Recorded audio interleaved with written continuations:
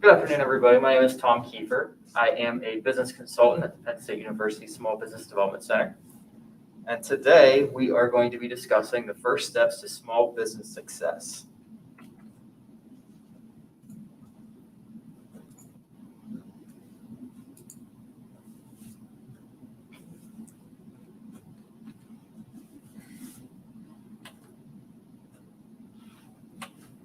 All right, so today we are sponsored by SCORE. And with us we have Steve Shope from the Central PA chapter. Steve, would you like to talk about SCORE for a little bit? Sure. I just want to again introduce myself, Steve Shope from SCORE. I'm also joined by one of my colleagues, Ken Franco, who's also a business mentor of SCORE. And if you're not familiar with SCORE, it's actually been around since 1964, created as a nonprofit organization. The Service Corps of Retired Executives. They've since relaxed the criteria, and you no longer have to be retired to actually be a mentor with SCORE. But we are a resource partner of the Small Business Administration, and our mission is to create vibrant small business communities by providing education and mentoring to entrepreneurs of all kinds, whether you're trying to get a business off the ground, grow a business, or just achieve objectives. And we provide that mentoring free of charge here in Lycoming County, throughout central Pennsylvania, but also chapters across the U.S. So if you're going back home to another state, there's going to be a chapter that would serve your area as well. And then Ken and I will be here for the 30 minutes after the presentation also to answer questions if you have any. Thank you, Steve. So for today's agenda, we're going to be going over an overview of the SBDC. We're going to talk about owning a business, the different types of business structures, registrations, funding options, and then a business plan overview. So a little bit about the SBDC. The SBDC network provides free, confidential, one-on-one business consulting to current and potential small business owners and free and low-cost educational programs. We have 16 centers across the state of Pennsylvania and more than 900 centers nationwide. At the top right of the screen, you'll see that we have 3 different links. The first one is for the America's SBDC network. The second one is for the PA SBDC network. And the last one on top right is our website for the Penn State SBDC. All right, so some of the services that we provide, again, it's going to be the one-on-one business consulting. That's kind of our bread and butter. Next, we offer training seminars such as the one you're at today. We can provide information. So if you have a question, you can call our office and speak to one of our business consultants. We have a ton of different resources to our disposal. And then we also have referrals. So let's say that a nonprofit comes to us. Since we are unable to work with nonprofits, we could then refer them to SCORE. So Steve talked about SCORE. So first off, we're going to be talking about owning a business. So for those of you in attendance today, we distributed a worksheet. And on that worksheet, we discussed the traits of successful entrepreneurs. We're not going to spend a whole lot of time on this worksheet right now, just due to time constraints. But as you can see, it's a checklist. If you have some time after the course today, go down through the actual checklist itself and see which traits apply to you. Next is at the very beginning, let's say that you have an interest in starting a business. One of the first things I would recommend is actually forming a team of business professionals. And we like to use the acronym BAIL, which stands for bankers, accountants, insurance agents, and lawyers. And we'll be discussing why these 4 are so important throughout the rest of the presentation today. So part 2, business structures. So some factors to consider when choosing a business structure include liability, taxation, intellectual property, business control, meaning how many different owners of the business, succession planning, so how are you going to exit the business, and then government regulations. And we'll be talking about these more in depth as well. So some of the business structures that we're going to be talking about today include sole proprietorship, partnership, corporations such as the S corporation and the C corporation, the limited liability company, which is also referred to as an LLC. And then there's 2 other types as well, such as a limited liability partnership, the LLP, which is not as common, and then nonprofits. So with a sole proprietorship, we want to talk about a couple key points here. It is the most common structure of small business. Reason being, it is if you think about it this way, with Etsy and eBay, most of the people that sell on that platform are sole proprietorships. Sole meaning one owner. It is the simplest form and it allows for one single owner. And it is easy to begin and then later either expand, either form a partnership or a corporation. So there's many advantages and disadvantages, but we're going to keep pretty brief today. The advantages, ease of creation. I mean, we could literally go out and start a sole proprietorship today. There's minimal legal restrictions. The owners retain all the profits of the business, and they're very easy to dissolve. There's only a couple forms you have to fill out. As far as disadvantages, the big one here is unlimited personal liability for all debts and liabilities of the business. Meaning if someone were to sue you, first off, they'd be going after that business insurance. Second would be your business assets. And then lastly, they could come after your personal assets. There's no unemployment benefits because you're not actually an employee. There is a self-employment tax, which is roughly 15.3%. There is the limited ability to raise capital. And reason being is since you're the only owner of the business, you don't have multiple partners that can inject capital into the business as well. And then another disadvantage is the termination of the business upon the death. So you can't actually just pass the sole proprietorship down to family members. Next off, we have the partnership, which involves 2 or more people. There's no special filing required. 75 to 80% of all partnerships fail after 3 years. And I've seen several cases where they failed before 3 years. The main reason being is there's going to be some disputes and there's going to be arguments among the partners, most commonly dealing with cash. The advantages and disadvantages are very similar to a sole proprietorship, except there's more people involved. So if you do decide to have a partnership, one thing I highly recommend is having a partnership agreement. And this can be informal, but it is highly advisable to actually have a written, legalized document among all the parties interested. So some of the minimum items to include in this partnership agreement would be the names of the partners, the initial contributions made by each partner, distribution methods for profits and losses. So if one person injects $50,000 into the business and maybe the other partner doesn't inject anything, there could be a possibility that there might be like a 70 to 30% split in profits. And this is where you'd actually lay that out. And then if you do not have a partnership agreement in place, it's going to be automatically assumed that those profits are going to be split 50-50 or equally among all partners. And then lastly, included in that partnership agreement should be the terms of dissolution. And people often overlook this, but it can save a lot of headache because you really pretty much line out everything involved with actually exiting the business. Next, we have the limited liability company, also referred to as the LLC. To form an LLC, you must file a certification of organization with the Department of State. The fee is $125. The advantages, the big one here, so the sole proprietorship, there's unlimited personal liability, but with the LLC, there is liability protection against your personal assets, and it will also have some tax advantages. Members have their profits taxed at personal rates. Disadvantages would include it can be subject to capital tax or capital stock tax, depending on the structure. Regardless, I always recommend working with an accountant, which falls under that BAIL acronym, just to get some professional tax advice. So a corporation, it is a separate legal entity with an elected board of directors. There is limited liability, but there are some key things you have to remember with that limited liability. You have to have separate bank accounts. Reason being is you do not want to have your personal funds being intertwined with your business funds. So I always recommend getting a separate business checking account and only using it for business purposes. If you have any personal guarantees, so let's say you had a personal guarantee with a loan, if you default on that loan, you're still held responsible. And lastly, we have misdeeds and fraud. So if you have fraud, of course, they can come after your personal assets as well. Next is it is easy to transfer the ownership. They're more costly to form. So with an LLC, you're looking at roughly $125. With a corporation, you're talking at least $1,000 to get started.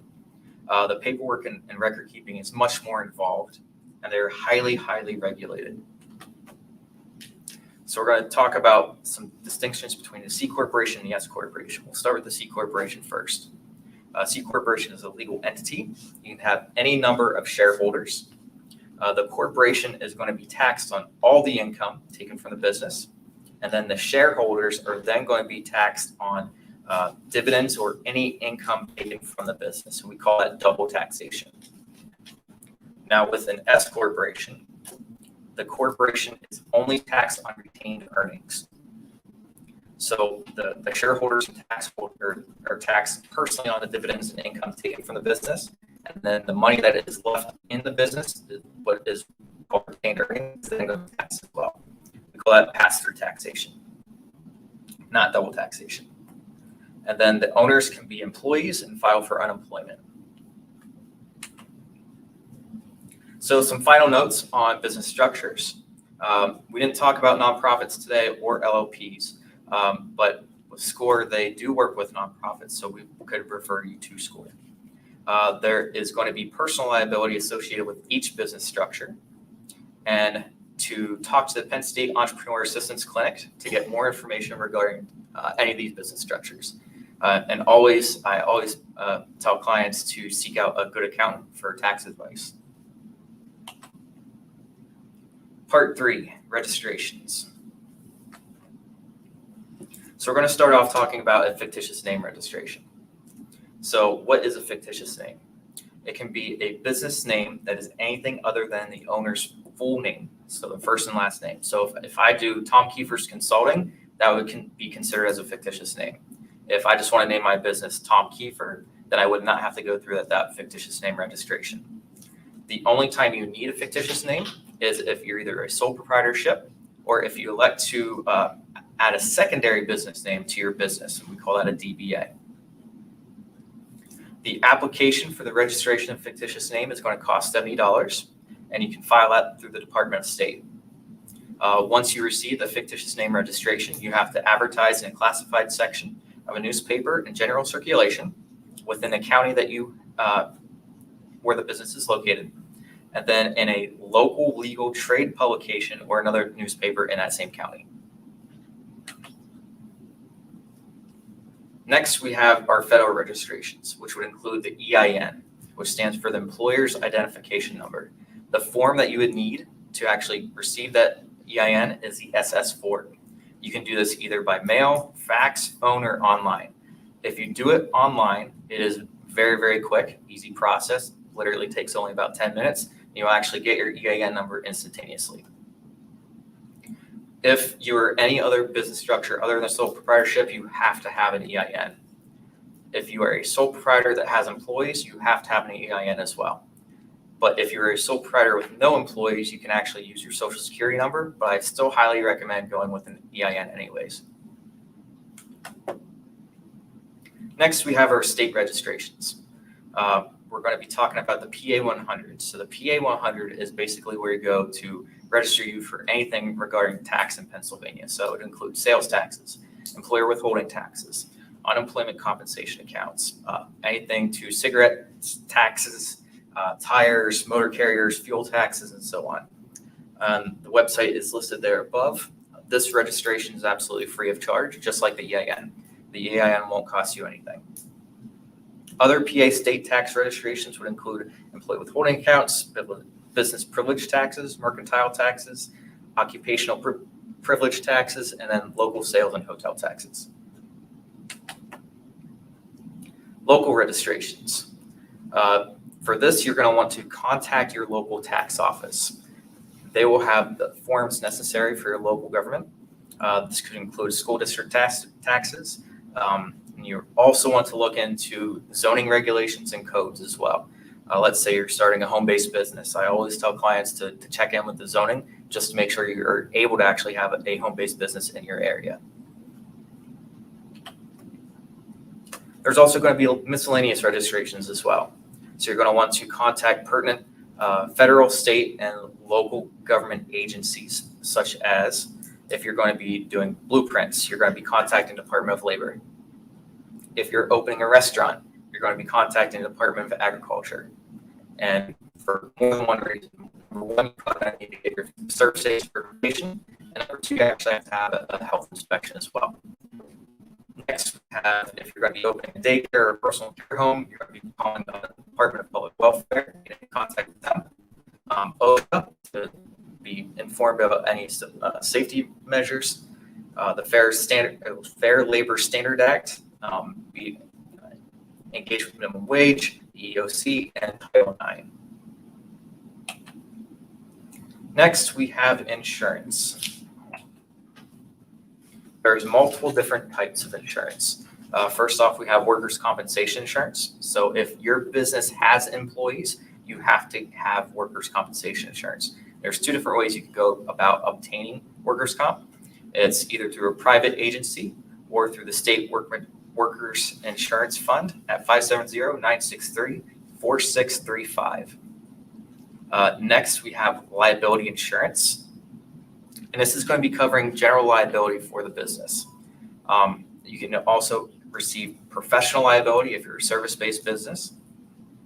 And then other types of coverages could be umbrella coverages, data breach insurance, commercial vehicle insurance, and very industry-specific insurances as well.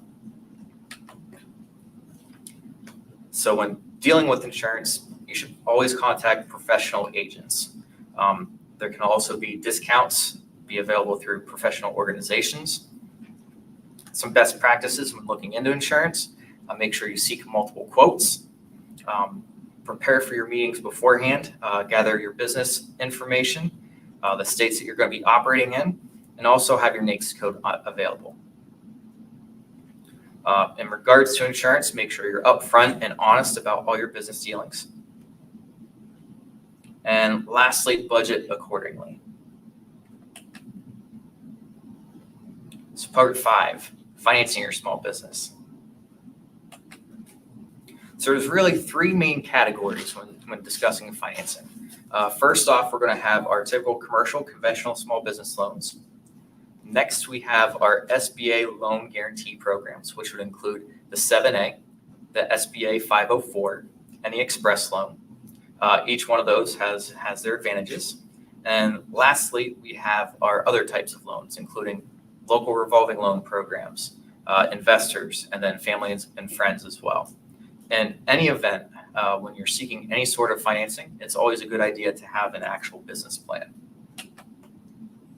So what does a typical bank loan look like? For this example, we're going to use a $100,000 project. The bank likes to see that you have some money invested into the project, typically about 20% for a startup business. So the bank would be on the hook for $80,000, and you yourself as the owner would be injecting $20,000 into the project. Part 6, writing a business plan.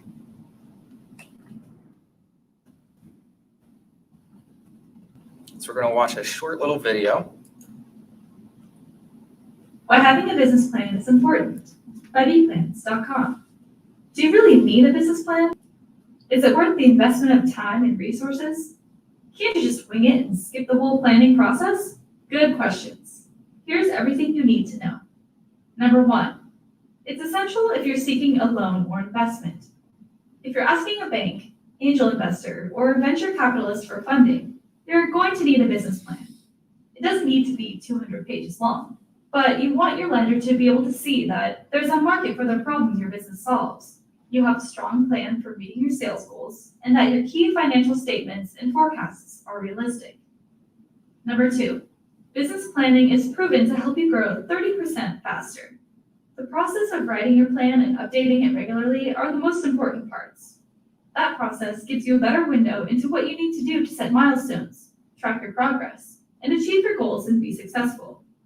The key is being able to quickly respond to challenges and opportunities as they arise, and as you learn more about your customers. Number 3, you'll make spending decisions with confidence. Your business planning process, especially reviewing your forecasts against your actual sales, can be really helpful when you're trying to figure out whether you can afford to make a major purchase or take on an ongoing expense like a new employee. Number 4, You're more likely to catch critical cash flow challenges early.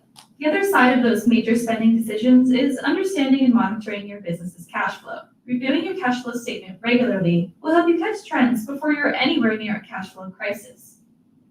Number 5, having a business plan minimizes your risk. When you're just starting out, there's so much you don't know about your customers, your competition, and even about operations. As a business owner, you signed up for some of that uncertainty when you started your business, but there's a lot you can do to reduce your risk. Creating and reviewing your business plan regularly is a great way to uncover your weak spots, the flaws, gaps, and assumptions you've made, and develop contingency plans. Number 6, it's a solid foundation for strategic planning and prioritization. Your business plan is a great place to map how your sales and revenue goals fit with your expense budget. Drawing a clear connection between what you're investing in and the results you hope to achieve will help you make sure that you're setting yourself up for success.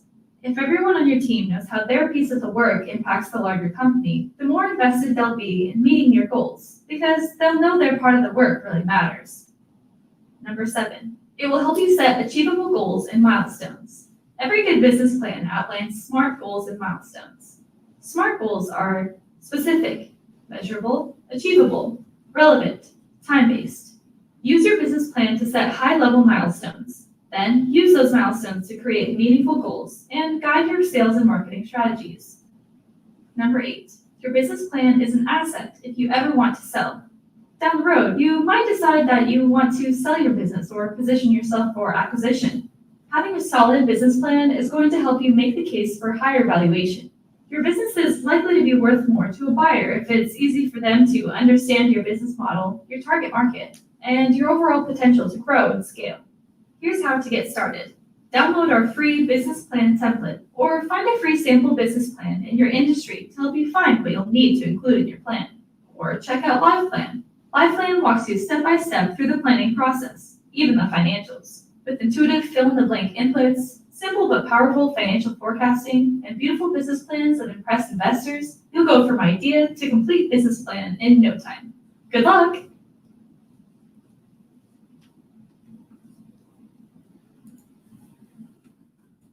All right, so now we know why business plans are important, but where do you actually get started?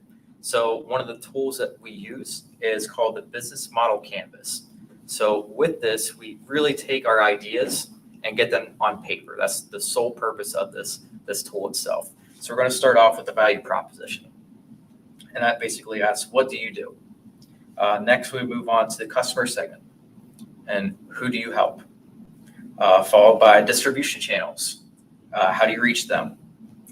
Customer relationships. How do you interact? Revenue streams.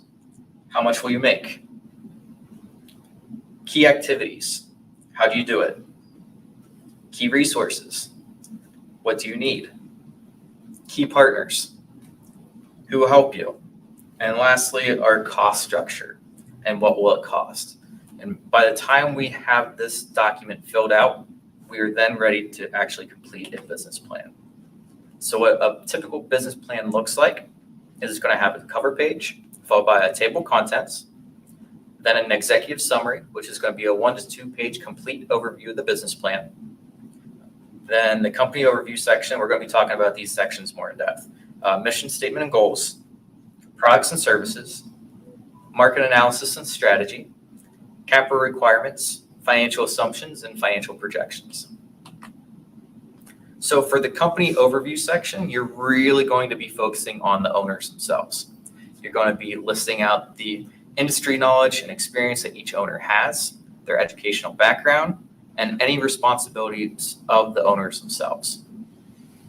Next, we're going to be talking about the organizational structure, including the employees, which include key personnel and an organizational chart, followed by the current need for employees and the future need for employees, and then any sort of critical knowledge and skills those employees will have.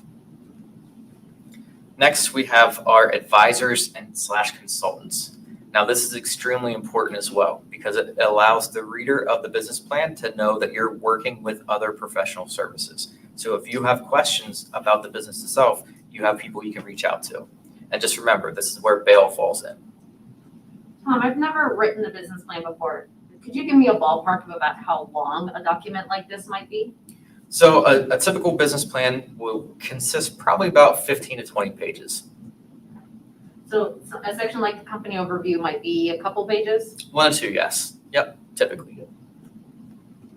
And then within the advisor section, you're going to be listing any sort of industry association memberships, and then any other professionals and mentors that you have worked with, such as Small Business Development Center and SCORE.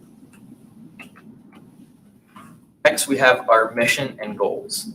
We're going to lead off with a mission statement. The mission statement will clearly define the purpose of the business. So with the SBDC, we have a tagline that is, we help businesses start, grow, and prosper. It's one sentence, but it tells you exactly what we're here to do. And it really answers why you are in business. Next, we have goals. Goals are often overlooked in a business plan, but goals are also very important.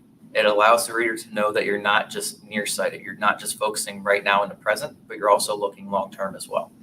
So we're going to be listing out short-term goals and long-term goals. The short-term goals are going to be defined as 1 to 3 years, and the long-term goals are going to be 3 to 5 years. And then we're going to be describing how we're going to be achieving those goals as well. I think it's a good idea to have 3 to 5 of each, the short-term and long-term goals.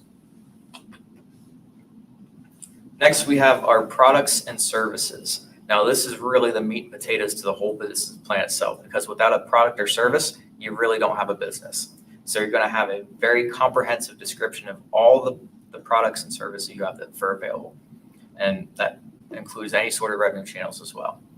Seasonality. We're also going to be talking about seasonality. So if you are an ice cream business, the majority of your sales are going to be happening during those summer months when the weather is nice. So that is going to be defined in this portion of the business plan. Suppliers, you might want to go in depth about where you're receiving your products. And lastly, the pricing structure, what you're going to be actually charging for the products and services you have available. Next, we have our market analysis. And for this portion of the presentation, I always like to talk about Domino's Pizza. So with Domino's Pizza, we're going to be identifying competitors. So for them, it would be Pizza Hut, Little Caesars, Papa John's, and then we're going to be talking about competitive advantages. So competitive advantage isn't necessarily something that you do that nobody else does. It's something that you do really, really well. So Domino's, I think they have at least 3 distinct competitive advantages. Number 1 is their ordering system. So just like anyone else, you can place a call and order pizza over the phone, but they were the first to market with online ordering. And that was a game changer because now they're investing in technology. So from there, the online ordering was working so well, they invested in apps, text messages. You can order pizza any way you want to now. In store, they have kiosks, so you don't even have to talk to somebody. You can just order right there on a computer screen. So they're very innovative with how you actually order a pizza. Their second competitive advantage is product consistency. So once that order is placed, it goes up on a make line screen, and then every single employee that is making pizzas knows exactly how much cheese, how much sauce, how many pepperonis go on each pizza.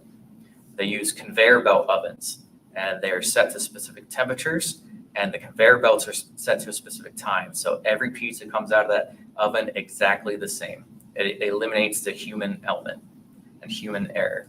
So product consistency, certainly a competitive advantage for them. And lastly, their delivery system. Just like online ordering, they invested a ton of money in technology. Now their drivers know exactly how long it's going to take to get them there, how long it's going to take to get back. And just recently, they even came up with a technology to tell you they might be a minute or 2 away, so you don't have to answer the door in your underwear now. You're not going to be caught off guard. So that would be their 3 distinct competitive advantages. Next, we're going to be talking about future market growth. And there's 2 different ways we're going to be talking about this. The industry as a whole. So in Domino's Pizza case, the industry is very strong. Regardless of COVID-19, their sales have actually gone up because of their business model. They're able to deliver. But the local market is a little bit more in depth. So with this, I like to do a competitor analysis. I like to actually have a map and place where my competitors are located and ask myself, why are they actually located there?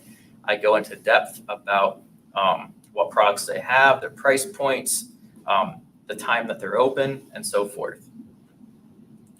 Some things to consider is your target market, who they are. This can be customer demographics such as age, income, marital status. We do have some software that can assist our clients with this. And something else to consider when discussing about where you're going to be located is your actual physical location. So is it visible? Is it going to be convenient to get to? Is there suitable parking? And so forth. Also within a marketing strategy is your advertising mix. How are you going to be promoting the business? There's print, media, signage, mailers such as direct mail, digital such as websites, social media platforms, e-letters, email blasts, and so forth. Next, we have promotions. Throughout the year, you're going to have specific promotions that you're going to put out there to try to gain and attract attention. Customer service. So one of the best ways to advertise your business is through word of mouth. And I can directly relate that to customer service. If your employees are not trained properly, most likely you're going to get negative feedback from customers, which can all be handled with proper customer service. So that is the key. And then last, we have budgeting. Set a budget for yourself, because with advertising, those costs can increase very, very quickly. Advertising is not cheap in some cases, so make sure you have a budget set in place. Next, we have capital requirements, what you're actually going to be using the money for your project.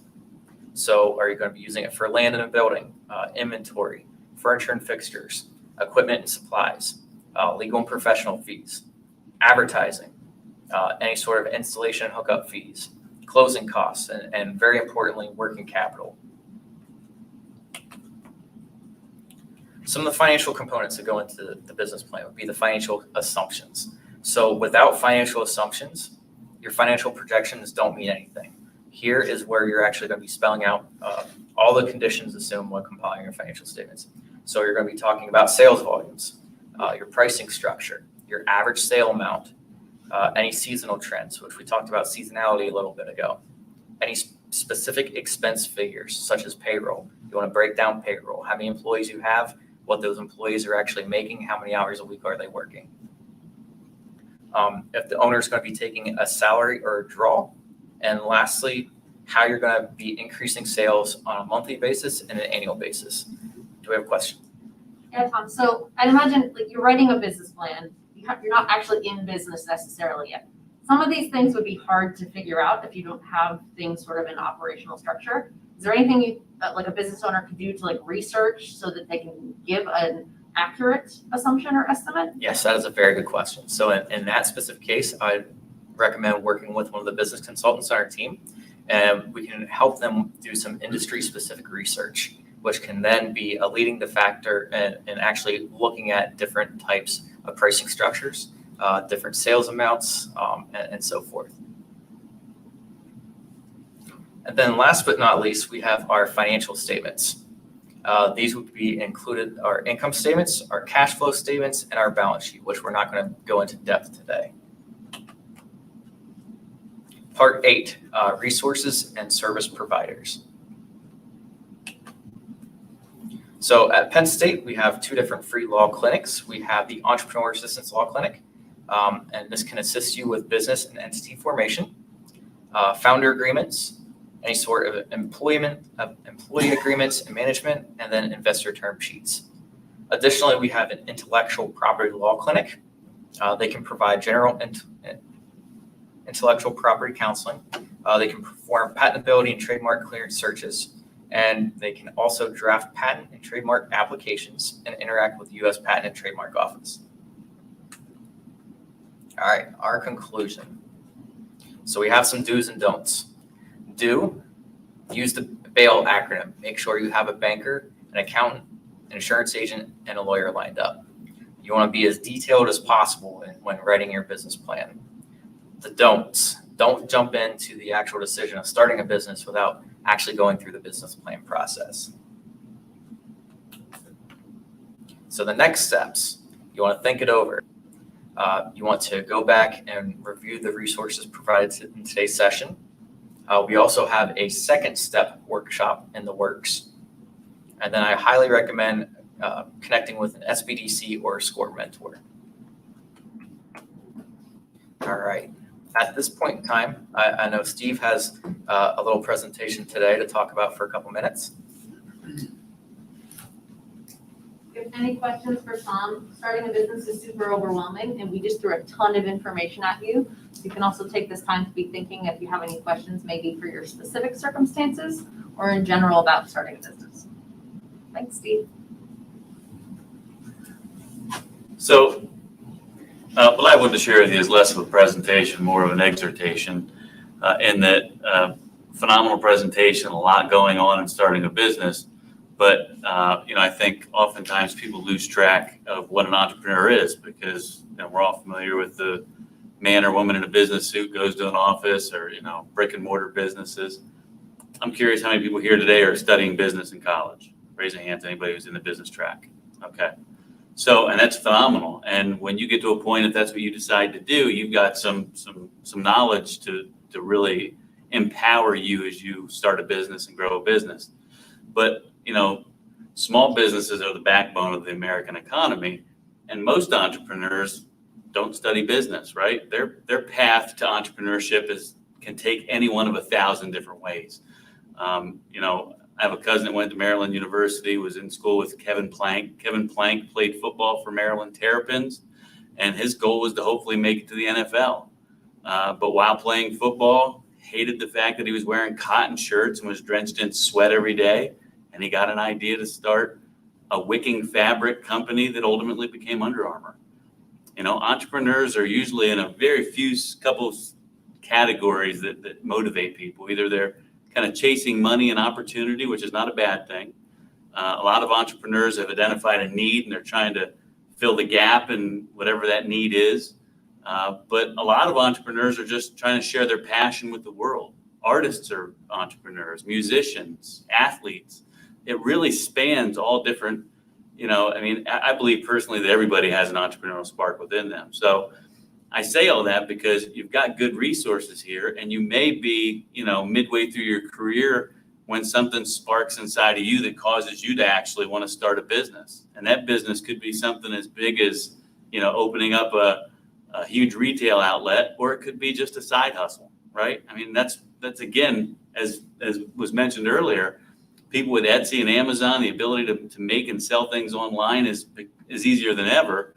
And when you come to that point, the path to entrepreneurship and your preparation and what you do and what goes into it changes depending on what it is you're trying to accomplish. And so having resources like the Small Business Development Center, like SCORE, that you can sit down with somebody and run an idea by and what does this look like? What does it entail? Even something so as determining what your structure is going to be. Are you going to be a sole proprietorship, right? If you're selling Etsy from your home, it changes everything. You might not need a zoning ordinance if you're not hanging up a sign or having traffic to your house, right? So those things all play in, which means you might not need insurance or much less insurance. So all these things factor in. Then, of course, maybe your side hustle is mowing lawns. Well, now you got a blade that you're spinning around, 300 RPMs, which now insurance means something more to you than maybe if you're shipping out, something that you're painting. So again, entrepreneurship, there is no one size fits all because really I think that's alive and well in everybody. And it's not until you meet that spark in life, that thing that prompts you to go out and do that. And I also don't want to underestimate the power of people in the nonprofit world, because nonprofits are really entrepreneurs as well. They just simply have a not-for-profit tax structure. And so your goal may be not even so much dollars and cents, but having some kind of social mission where you're trying to change society somehow and the way people act or behave or think. Again, all entrepreneurial and all things that SBDC, SCORE, for free in most instances can help you with. So just share that with you as you go forth, and hopefully, whether it's big or small, it celebrate entrepreneurship, and that's what this week's all about. So I encourage you all to do that. Thanks, Steve. All right, at this time, we'll be fielding some questions.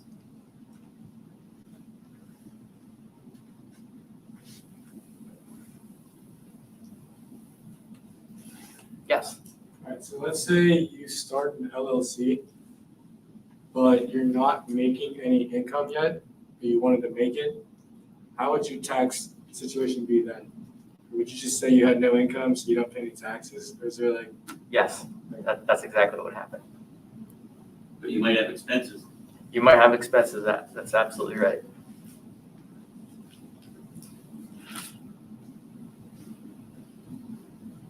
Yes, How difficult is it to change your business structure? So like you start as a sole proprietorship, but you move to an LLC, or maybe you start as an LLC, but you move to a partnership. What does that look like? so actually, I'm not quite sure if you're an LLC to move to a partnership, but if you were a partnership to move to the LLC, you have to go through the process of actually setting the LLC up. And that would be through the state. That would be the certification of organization.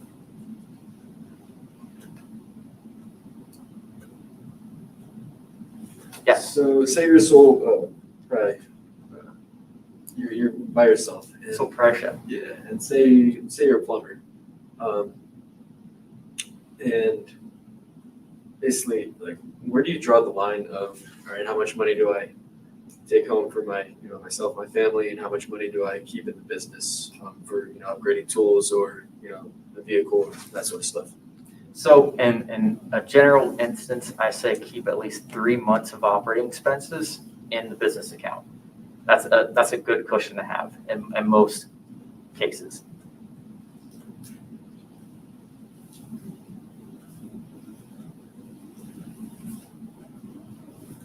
Yes. so let's say you start a business, it's your only form of income. Let's say you lose money. Oh wait, no, never mind, hold on. That's okay. Think on that one. Yeah. Does anyone in the room come from, like, are your parents small business owners? Define small business. So a small business, that's an awesome question, is actually any company of up to 500 employees. So a small business can actually be a pretty large, pretty successful business. How many of you in the room might be interested someday in maybe taking over the family business? Anyone? Tom, do you have any advice for folks? Obviously, this group is younger. They've got some time to make that decision. But do you have any suggestions for things to start to think about with legacy planning? Get the proper management experience. Make sure that you put the time in to actually learn all aspects of the business itself. It's funny, I think, speaking of, to Tom's point, right? When you grow up in a small business, you're like, I know it all, right? Like, I've lived it. This is my everyday, like, I can live it, breathe it. I can answer any questions.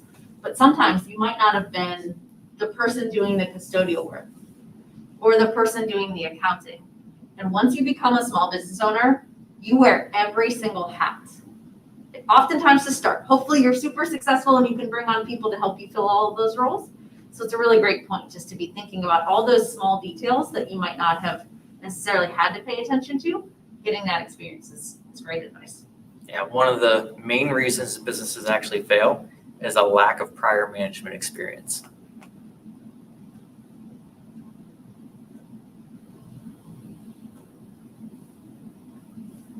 Any other questions for Tom or for our SCORE representatives who are here?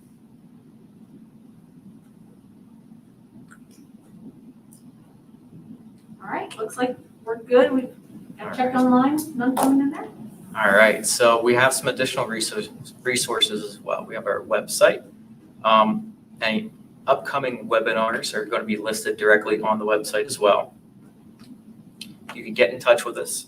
Right there is our website, sbdc.psu.edu. Our phone number is 814-863-4293. And you can also get in contact with us by email. You can follow us on multiple social media platforms. And we also want to hear from you. So the QR code here is going to be a brief anonymous survey providing feedback on today's experience. It will be a super huge help to me if you all wouldn't mind taking just 3 minutes to complete this survey. You can scan that right with your phone from the audience. We would love the feedback. We're always looking to make sure that our programs are offering what they promise, and we're definitely open to any feedback or suggestions, so thank you.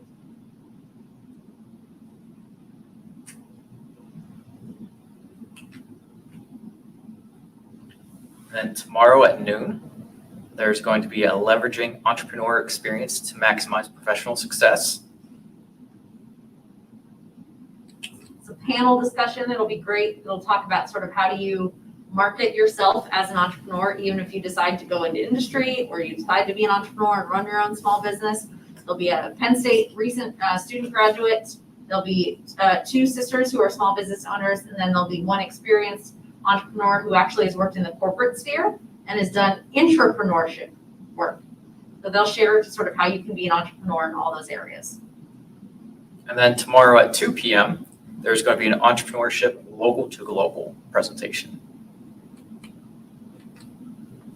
Tomorrow at 7 p.m., there's going to be making your mark, maximizing the impact of your brand. And then to get the full event schedule, there's a QR code there at the bottom. And these presentations are going to be going on November 8th through the 12th.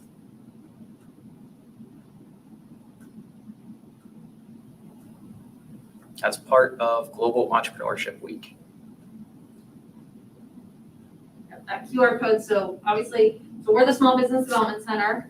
We coordinate Global Entrepreneurship Week. I'm actually the program manager for the whole week, but we've got lots and lots of campus and community partners hosting events. So that QR code will take you to the full schedule. There's tons more. Most of them are virtual. I believe anything left is free and easy to attend, so that we hope that you'll check them out.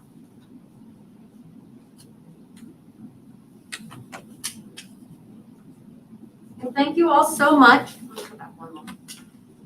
We really appreciate your time. It was lovely to see you all today. Thanks for making the trek on this beautiful afternoon. We wish you all the best of success with your entrepreneurial endeavors, and please reach out to us if you have any questions. Thank you.